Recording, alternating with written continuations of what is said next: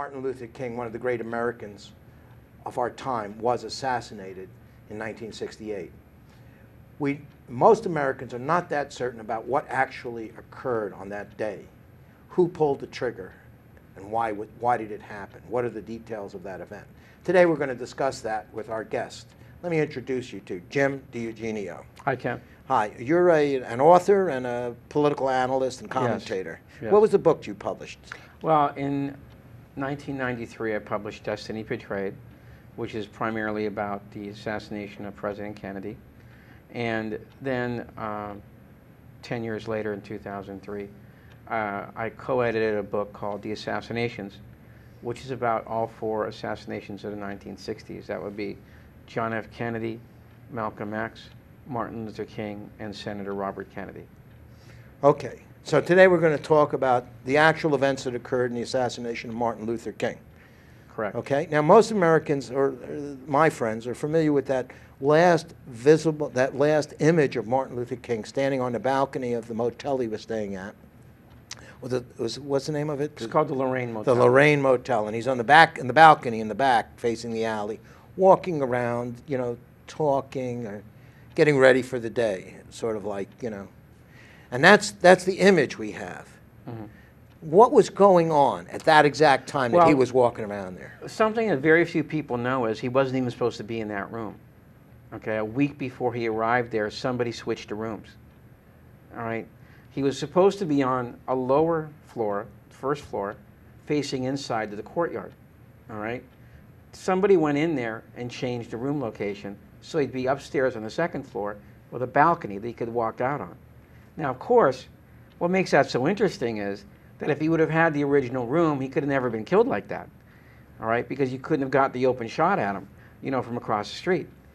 All right, so actually it's about 6 o'clock at night, and he's getting ready to go to a dinner, and he walks outside. All right, and in a flash, there's one bullet, okay, that goes ahead, and basically, kills him almost instantly. All right, now, what makes this so interesting, of course, is that they can't find the killer. The accused killer, James Earl Ray, flees, first of all, to the southern part of the country. All right. Wait. The Lorraine Motel is in just for Memphis, Tennessee. Memphis, Tennessee. So he's in the South. What do you mean? He goes all the way down to Georgia. Okay. All right. He goes all the way down to the southern quadrant. All right. Then he goes all the way back up to the northern part of the United States, passes over into Toronto. Okay. All right. And goes ahead, gets phony IDs, and these phony IDs and this money, okay, goes ahead and gets them across the Atlantic Ocean, where he finally lands in London. He goes to Lisbon, Portugal for a week, finally goes back to London, and he's finally apprehended. This is like a month, all right, of this FBI chase with supposedly the biggest manhunt in history, and they can't find this one guy his biggest criminal heist before was worth about $1,500. All right. So when he comes back, when James Earl Ray is abducted at Heathrow Airport in London, all right, and he comes back, they appoint him an attorney. Okay. All right, Arthur Haynes. Arthur Haynes is actually preparing the case. All right, and he actually has a pretty good case that he thinks that he can present in court. Suddenly, a big-time lawyer, a guy named Percy Foreman, very high profile, comes in from Texas, all right, and he manages to shove Haynes, who's a local lawyer, out of the picture. He promises James Earl Ray the sun, the moon, and the sky, all right, and so James Earl Ray switches lawyers. Worst mistake of the guy's life. Percy Foreman ends up basically selling him out, okay, brings in an author to do a book, signs a book contract, all right, and what basically happens is he pleads him guilty, and he actually forces him to plead guilty. Right? I got to interrupt you because, these are just spontaneous conversations here. So I'm going to ask you a question. I don't know if you know or not.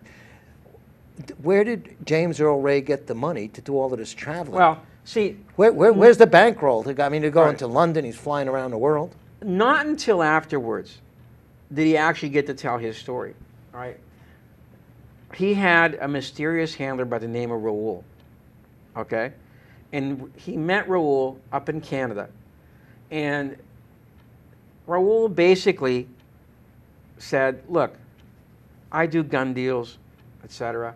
All right, and I need a messenger. I need a foot guy.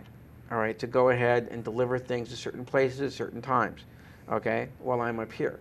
And so he said, "I'll pay you well. I'll be all cash transactions, all right, etc. All right." And so this is what happens to James Earl Ray. He goes on like this for a year and I think 4 months with Raoul. All right, and so Raoul goes ahead and maneuvers him even into buying the gun that's supposed to be the gun that killed King. Oh, so this is before the assassination. Right. This is about a year and 4 months he's associated So he with Raoul. as a handler, he Right. moved him around. Right. He set him up. Right. He's a patsy. Correct. Correct. Yeah. He even got him to buy the gun. Okay. That was supposed to be used in the actual assassination.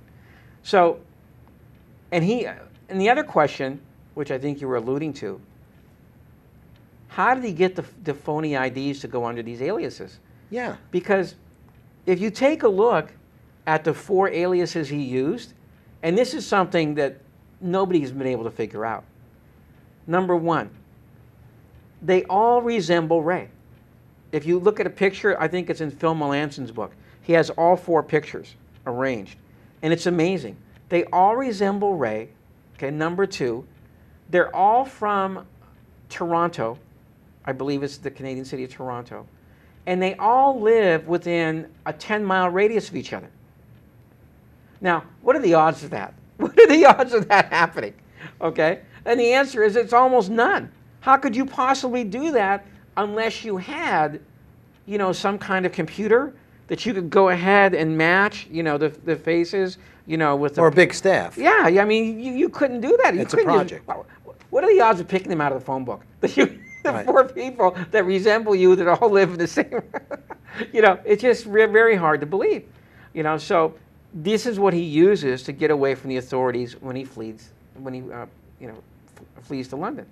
Now, once he goes ahead and he's apprehended and he stands trial, all right, I said Percy Foreman comes in and basically sells him down the river, all right? And about, I think it's 24 to 48 hours after he has his mini trial where they recite the evidence against him, and Foreman didn't object to anything. The only guy who said anything was Ray. All right, when the judge said, do you want to say anything? He says, well, yes, I would. And he goes, well, what is it? He goes, well, I just want to get it on the record that I do not agree with the theories of Mr. Hoover or Mr. Clark. And he says, who's Mr. Clark? Ramsey Clark, the Attorney General.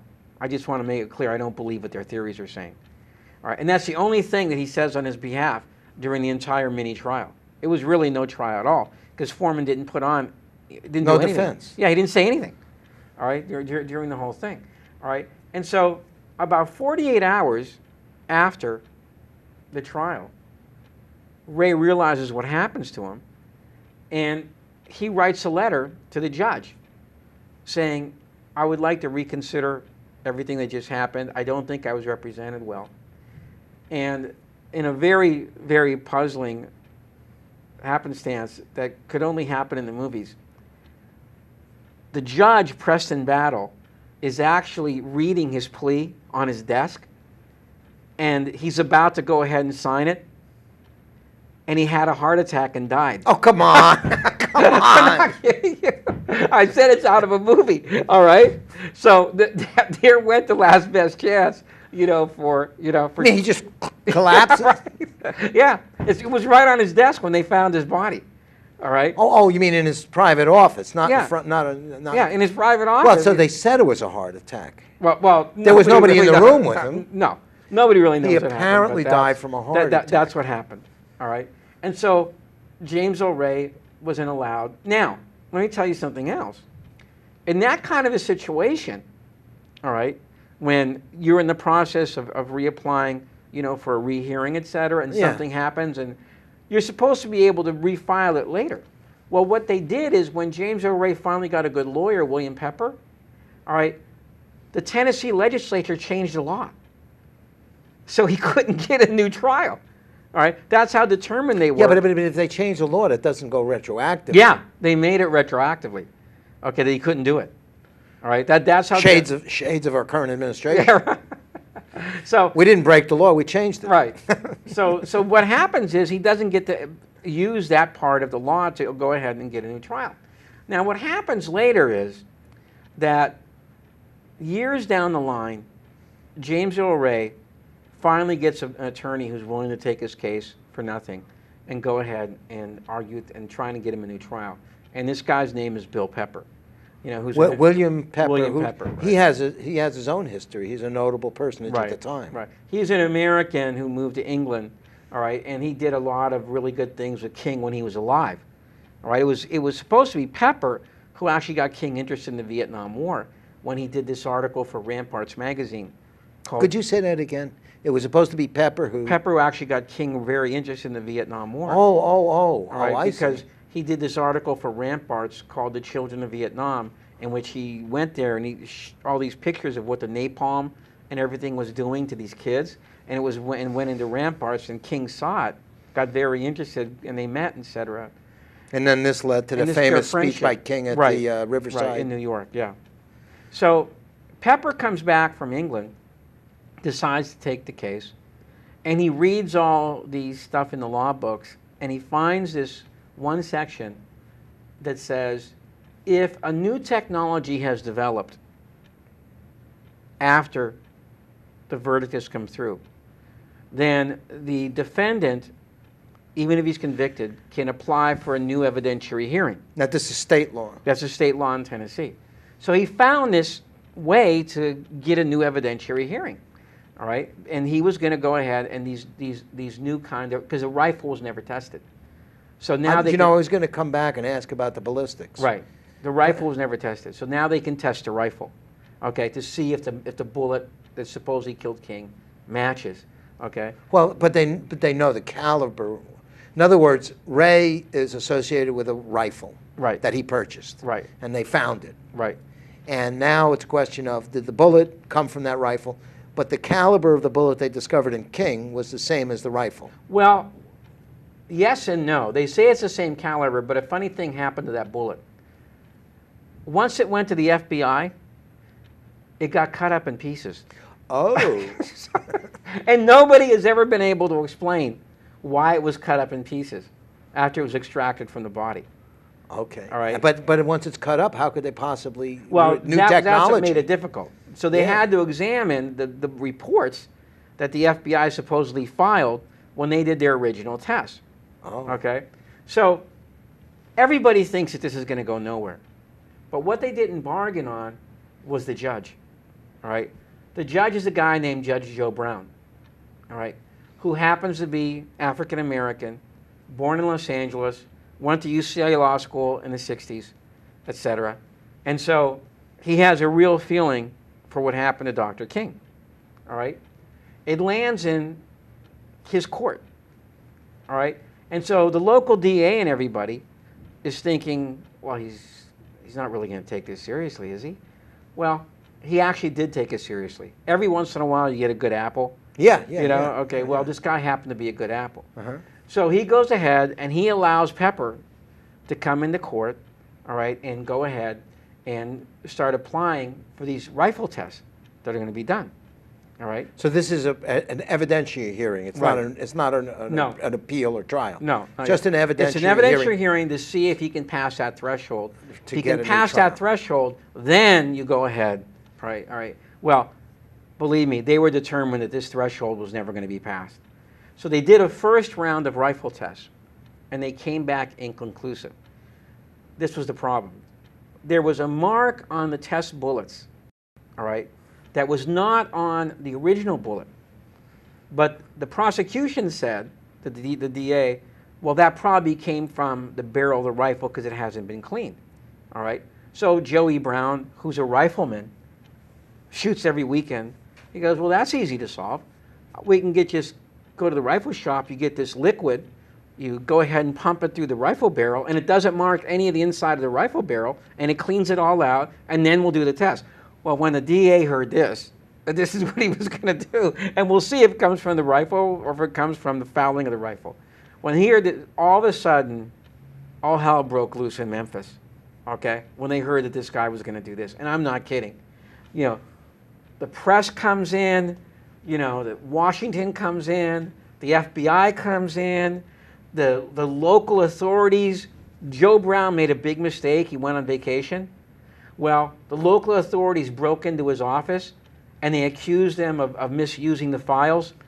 Okay, yeah. And so what they do is, like all the time, they ginny up these phony accusations. Yeah. Okay, of malpractice, of jurisprudence. You know, he's crossing the line, etc. And suddenly, Joe Brown was off the case. Yeah, I was just going to say, based on what happened to the other judge, he better get some good medical insurance. Joe Brown was off the case, and they got him a job on this TV show that he does now, the Judge Joe Brown Show. He lives in West LA. I actually went to meet him at his condominium once. All right, and so then basically, essentially, the rehearing for Ray was gone. So now Joe Brown, his last thing before he went on vacation was clean the barrel and redo the test. We're going to redo the test, and it never got done. It never got done. It never happened because of all the controversy that broke out. Could we go back a second, because Sure. I was going to ask you about the ballistics, but Ray, there was evidence that Ray. Here's the Lorraine Motel, King's on the balcony. Across the alley is this tavern or inn. There's Bessie's boarding house, and then there's this deli, you know, right next to it. And okay. King was in one of those? No, King was... I'm sorry. James Earl Ray was in Bessie's boarding house. So he registered, he was there, he didn't... Under a false name. Under a false name. Now, to say that this Bessie's boarding house was low class is being mean to Motel 6. Okay, it's really a kind of bum of the month club. Uh-huh. Now, if you had been planning to kill this great civil rights leader who's right across the way from you, would you go into a place like that with a suit and tie? No. You don't want to be. You don't want to draw in. attention to yourself, right? Well, James Earl Ray, if you believe this, went in there under a phony name, and he was wearing a suit and a white shirt and a tie at a place like this. Right. Okay? So he would stand out. Right. Because he was sent in and said, yeah. You know, put a carnation in so that the bellhop remembers it. Right. Okay. And so now you have to believe that the place that he chose to kill King was a public restroom, because they didn't have restrooms in the actual rooms. Yeah. It was a communal, a public restroom. Now, that's where he supposedly fired from. Right. On top of a bathtub. To get through the window, and there's been pictures taken, a French magazine, they actually sent a guy in there to see if they could go ahead and take the shot that was supposed to kill King. They had to have the guy, and I've seen the picture, you would have to be a gymnast, you know, to contort yourself in the position to go ahead and fire through the top of that window, you know, and kill King. Now, on top of that, of course, if you're in a public restroom, you don't know who's waiting outside. Somebody could be waiting outside, you know, and sees you, you know, run right out you happen to have a rifle in your hand, etc. But this is a story we have to believe that Ray did this. And the capper to this story is that supposedly after King is shot, Ray goes into his room, grabs all his things, stuffs them into a briefcase, runs down the stairs, okay, jumps into his car, but before he jumps into the car, he drops the briefcase and leaves it in front of this five and dime store called Kniep's, including all this incriminating stuff about, you know, the camera, okay, the beer can with his fingerprints on it, etc., all this other stuff that he bought. You know, as Mark Lane said, you know, if James Earl Ray did that, he should be not guilty by reason of insanity. All right, you know, to go ahead and do that. Now, it came out later at the civil trial, which Pepper managed to push on towards after he couldn't get the evidentiary hearing with Judge Joe Brown. He had a civil trial against a guy named Lloyd Jowers, who had that tavern that we were talking about next to Bessie's boarding house. All right. it came out that the guy who owned that five and dime store, Where they found the suitcase. he told his son that that case was there 10 minutes before the shooting. Yeah. All right. So, in other words, Somebody's very well organized. it was a setup job, you know, from Yeah, the start. but just as a question that comes up, did James Earl Ray have history as a marksman? No. But because this was an excellent shot. It was a really good shot. Yeah, it was in fact, it makes it even more amazing, as Judge Joe Brown testified at the civil trial. That rifle was not bore-sighted. And he said it couldn't have been because when he checked out the shop where James Earl Ray purchased it at, they did not have the machine to bore-sight the rifle. Which means? Which means... What's bore sighting, I mean? It means that rifle has to be sighted in with a machine. You can't do it manually. Uh-huh. Okay? You can't do it, you know, like this, you know, and then adjust a thing here. This, you know, you have to do it with a machine that they have to have at the rifle shop. And Joe Brown said, if you've ever had any experience with that kind of rifle, if it's not bore-sighted, you're going to miss by 20 feet the first shot. Okay? You know, and so, you know, anybody who has any experience with rifles will tell you that. So after Joe Brown got taken off the case, as I said, Pepper went ahead and pushed for a civil trial. Lloyd Jowers, who owned the delicatessen next to the boarding house, had let it leak out that he had been part of the conspiracy. All right? Who? When? What do you mean? Lloyd Jowers went on TV in the 1980s. This is when Pepper was making all this noise about getting a new trial, all right, in Memphis, and he went ahead and said that he had been part of the conspiracy, that he had actually given the real marksman the rifle. But this isn't let it leak out. He made the statement. Yeah, he made the statement publicly. On public television. Right. This is a public declaration. Right.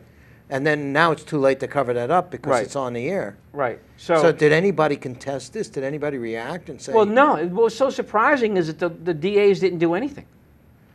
They just went ho-hum past the keys. Basically, so happens every day.